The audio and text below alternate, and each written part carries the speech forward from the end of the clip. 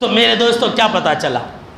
پتہ یہ چلا کہ جیسی قربانیاں ان صحابہ کرام نے دے دی ہیں ویسی قربانی دنیا کا کوئی انسان نہیں دے سکتا ہے۔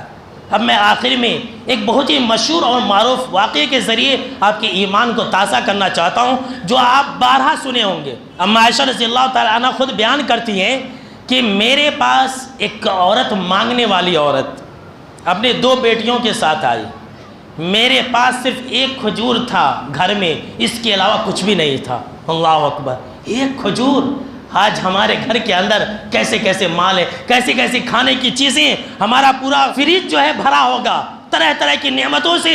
ذرا سن لیجئے کیسے صابر تھے محمد کے گھرانے والے، صرف ایک کھجور گھر کے اندر، اور قربانی دیکھیے۔ وہ عورت آئی مانگنے کے لیے، دے دیا، کہا کہ اللہ کی قسم میرے پاس ایک کھجور کے علاوہ میرے گھر میں کھانے کے لیے کچھ نہیں ہے، یہی تم رکھ لو۔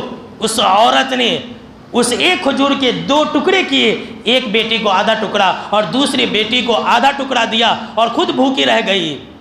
ایک کھجور جو تھا کھانے کے لیے، اما عائشہ نے وہ بھی قربان کر دی۔ ایسی قربانی کوئی دے سکتا ہے؟